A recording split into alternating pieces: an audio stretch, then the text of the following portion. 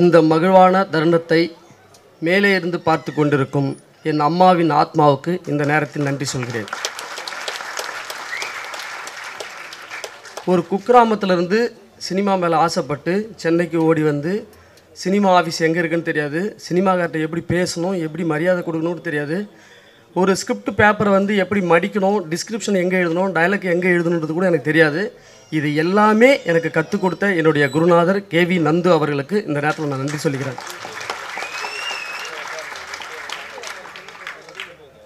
எனக்கு சினிமா கற்றுக் கொடுத்தது மட்டும் இல்லாமல் எனக்கு வந்து சாப்பிட்றதுக்கான சாப்பாடு, உடை, தங்கிறதுக்கான இடம். நான் டிஸ்கஷன் போகும்போது சும்மாச்சிங்க ஒரு தொடர்ந்து ஒரு மாதம் போகிறோம்னா எனக்கு வந்து ஒரு நாளைக்கு லீவு தேவைப்படும். லீவு கேட்குறது பயந்துட்டு, சார் எனக்கு உடம்பு சரியில்லை சார் அப்படின்னு சொல்லிட்டு ஃபோனில் சொல்லிவிடுவேன். உடனே இன்னொரு சுரேஷ்னு ஒரு நண்பன் இருப்பான், அவன்ட்டு அப்போவே கிட்டத்தட்ட ஒரு 15 வருஷத்துக்கு முன்னாடி 500 ரூபா காசு கொடுத்து அவனை ஹாஸ்பிட்டலுக்கு கூப்பிட்டு போன்னு சொல்லுவார். அப்படிப்பட்ட ஒரு குரு. நான் வந்து உடம்பு சரின்னு பொய் சொன்னால் கூட ஒருவேளை அவனுக்கு உடம்பு சரியில்லை போல இருக்குது, அவனை உடனடி ஹாஸ்பிட்டலுக்கு கூப்பிட்டு போன்னு சொல்லுவார். அந்த மாதிரி எனக்கு வந்து ஒரு தந்தையாக இருந்தார். அதுதான் என்னுடைய வளர்ச்சிக்கான ஒரு காரணம். அதற்கு பிறகு காடு வெட்டி அப்படிங்கிற ஒரு படத்தை என்னால் ஒரு படத்தை உருவாக்க முடிஞ்சது, இயக்க முடிஞ்சதுன்னா அதுக்கு முதலிலிருந்து இறுதி காரணம் வந்து சுபாஷ் சந்திர போஸ் அவர் தான். எனக்கு எல்லாமே அவர் தான். ஒரு மனிதனுடைய உறவுகள் என்னெல்லாம் இருக்குமோ அது எல்லாமே சுபாஷ் அண்ணன் தான். அவர் இல்லைன்னா இப்படி ஒரு படத்தை உருவாக்க முடியாது. ஒன்று. அதற்கு பிறகு ஒரு படத்தை ஆரம்பிச்சிட்டோம், பாதி படத்தை முடிச்சிட்டோம், அதுக்கு அடுத்து தொடர முடியல. பொருளாதார சூழல், போராட்டம், மன உளைச்சலாம் இருக்கும்போது நம்ம மகேந்திர அண்ணன் சொன்ன மாதிரி முருகண்ணன் மூலமா வந்து நாங்கள் ஒசூர் போய் சந்தித்தோம். அப்போ அங்கே ஒரு அண்ணன்கள், எல்லாமே அண்ணன்கள் தான், சொந்தக்காரங்க தான், அவங்க வந்து நம்ம படத்தோடைய சேர்ந்தாங்க, குழுவாக சேர்ந்தாங்க. குழுவாக சேர்ந்து படத்தை முடிச்சிட்டோம். முடித்ததுக்கப்புறம் சொல்கிற மாதிரி சென்சாரில் பிரச்சனை, கோர்ட்டு பிரச்சனை.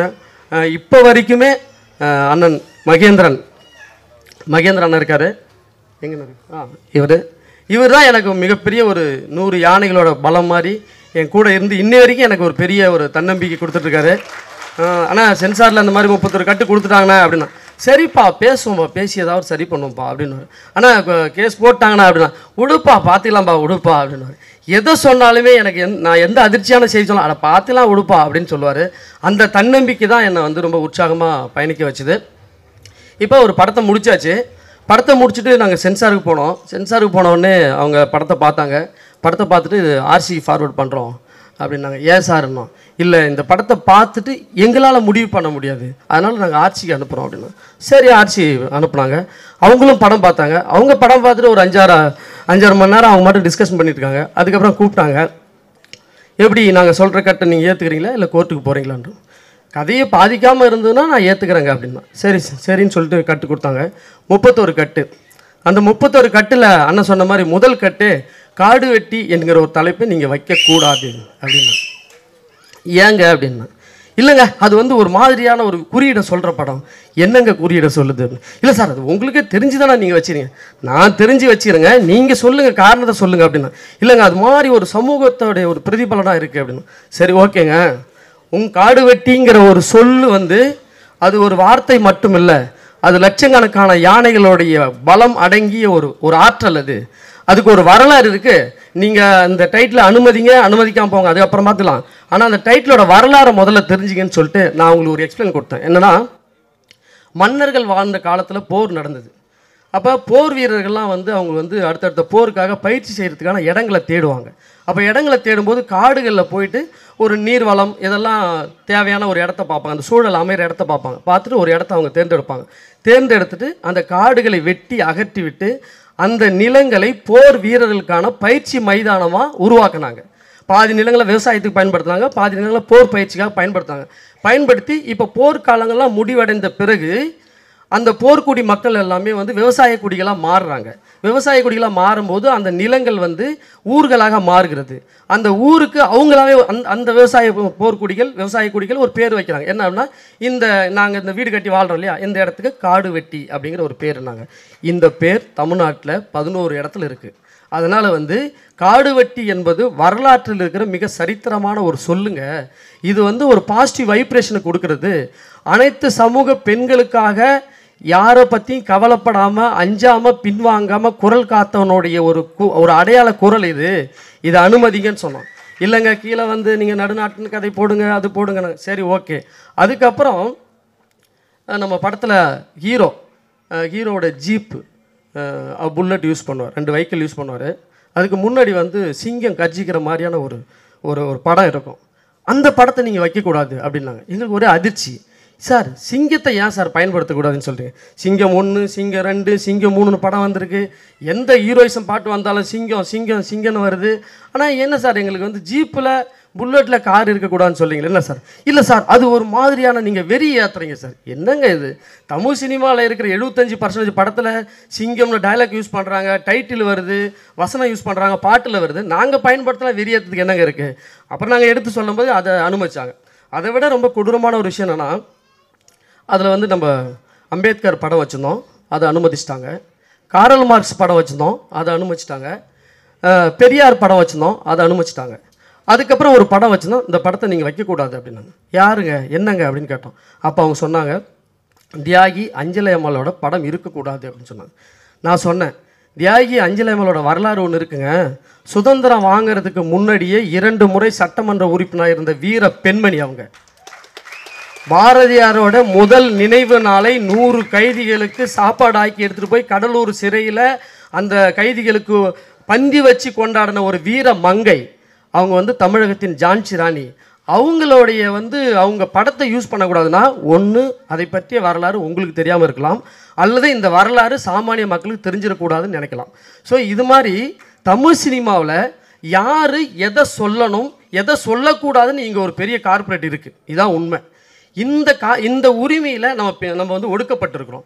இதை நம்ம சொல்லணும் அப்படிங்கிறது தான் இந்த படத்தில் நாங்கள் பேச வேண்டிய விஷயம். அதை தாண்டி மனித சமூகங்கள் உருவாகும் போது ஒவ்வொரு தொழிலை அடிப்படையாக கொண்டு தான் கூட்டமாக பிரித்தாங்க. அந்த கூட்டத்துக்கு சமூகங்கிற ஒரு பேர் அந்த அனுமதிச்சிட்டாங்க. அதுக்கப்புறம் நான் எடுத்து சொல்லும்போது அஞ்சலி அம்மாவோடைய படங்கள் வந்து அனுமதிச்சிட்டாங்க. இப்போ அந்த மனித சமூகங்கள் வெவ்வேறு கூட்டங்களாக இருக்கும்போது அதை என்ன பண்ணுறாங்கன்னா, செய்யும் தொழிலின் அடிப்படையெல்லாம் பிரிக்கப்பட்டது. ஆனால் மனிதனோட குறுக்கு புத்தி என்ன மாறுதுன்னா, அது ஒரு பட்டியலாக மாறுது. 1, 2, 3 ஒரு பட்டியலாக மாறும்போது மேலே இருக்கிறவங்களாம் உயர் சமூகத்தை சேர்ந்தவர்கள், கீழே இருக்கிறவங்களாம் தாழ்ந்த சமூகத்தை சேர்ந்தவர்கள். மனுஷன் அவனுக்குள்ளே இருக்கிற குறுக்கு புத்தி அப்படி வேலை செய்யுது. சரி, இது வந்து ஒரு மிகப்பெரிய ஒரு சமூகத்தில் ஏற்பட்ட ஒரு அழுக்கு, ஒரு பிழை. இப்போ இந்த அட்டவணை பட்டியலோட பிழையை நம்ம எப்படி மாற்றணும் அப்படின்னா, அதற்கு கல்வி அறிவு தான் சிறந்த வழி, முதல் வழி. 2வது வழி பொருளாதார மேம்பாடு, இது 2வது வழி. 3வது வழி வந்து புரிதலை ஏற்படுத்துவதல். வா சண்டைக்கு, நீ அடிக்கலாம், நீ 200 வருஷம் அடி வாங்கினா நான் திரும்ப அடிக்கிறேன், இது இல்லை. புரிதலை ஏற்படுத்துவது. ஒருத்தனுக்கு அறிவில்லை, மிருகமாக இருக்கானா, அவனை புரிய வச்சா மட்டும்தான் அவன் மாறுவனை தவிர, அவனை அடித்து புரிய வைக்கிறது வன்முறையை சேர்க்கும், தலைமுறையாக வன்மையை சேர்க்கும். அதனால் நாம் இந்த சமூக வேறுபாடை கலைப்பதற்கு நேர்மையான பாதையில் போவோம். இந்த காதல் அப்படிங்கிற ஒரு காரணத்தை வச்சுட்டு நீங்கள் எல்லாத்தையும் ஒழிக்கலாம்னு நினச்சிங்கன்னா, அது தலைமுறையாக வன்முறையை சேர்த்து கொண்டு இருக்கணும் அப்படிங்கிற ஒரு படத்தை தான் நம்ம சொல்லியிருக்கோம். தமிழ் சினிமாவில் நீண்ட நாளுக்கு பிறகு வட மாவட்டத்தில் வாழ்கின்ற மனிதர்களுடைய கலாச்சாரங்களை, வாழ்வியலை, அரசியலை உள்ளபடியாக பேசுகிறோம். இதான் இதில் என்ன பிரச்சனை வந்தாலும் பார்த்துக்கலாம். நம்ம படத்தில் கூட நம்ம ஒரு வசனம் வச்சுருப்போம், மரணத்துக்கு பயப்படுறத மரணம்னு வாழ்கிறவங்க நாங்கள் அப்படின்னும் போது என்ன, உயிரெலாம் ஒரு பெரிய விஷயமே கிடையாது. ஏன்னா நம்ம வந்து காடு வெட்டியார் அவர் தான் நம்ம வந்து ஒரு பெரிய ஒரு ஹீரோவாக நினைக்கிறோம். எனக்கு ரொம்ப சந்தோஷம். என்னென்னா, நான் நிறைய பேர்கிட்ட போய் கதை சொல்லுவேன், டெக்னீஷியனு, ஆர்டிஸ்ட்டு நிறைய பேர்ட்ட கதை சொல்லும்போது கதை அவங்களுக்கு ரொம்ப பிடிக்கும், கேரக்டர் ரொம்ப பிடிக்கும். படத்துக்கு என்னங்க டைட்டில்னு சொல்லுவாங்க, காடு வெட்டி அப்படின்னும் போது ஒரு 2 நாளில் நான் டிஸ்கஷன் முடிச்சு சொல்லட்டுமா அப்படின்னுவாங்க.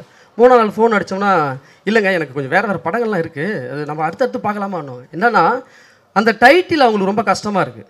அந்த வகையில் நம்ம படத்தோட ஹீரோ சுரேஷ் அண்ணன் அவரை சந்திக்கும் போது, சொல்லியா என்னையா படம் பேர் என்ன வச்சுக்கிறேன் அப்படின்னாரு. அண்ணா காடு வெட்டின்னு வச்சுருக்கேண்ணா. என்ன சொல்கிறேன் அப்படின்னா, காடு வெட்டி அப்படின்னா, கதை என்ன கதையை ஓடி அந்த டைட்டில் போதும்ப்போ, எப்போ ஷூட்டிங் சொல்ல வரேன்.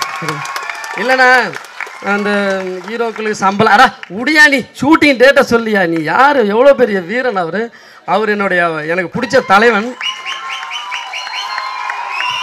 என்னுடைய ரோல் மாடலு. அந்த படத்தில் நான் நடிக்காமல் வேறு யார் நடிக்கிறது அப்படின்னு சொல்லிட்டு படம் ஆரம்பித்து கடைசி வரைக்கும் எந்த நேரத்தில் கூப்பிட்டாலும் எனக்கு உடனடியாக வந்து நிற்கிற ஒரு ஹீரோ. தமிழ் சினிமாவில் இந்த மாதிரி ஒரு ஹீரோக்கள் கிடைக்கிறது ரொம்ப பெரிய விஷயம். அந்த வகையில் ஆர்கே சுரேஷ் அண்ணனுக்கு 1,00,000 நன்றிகள்.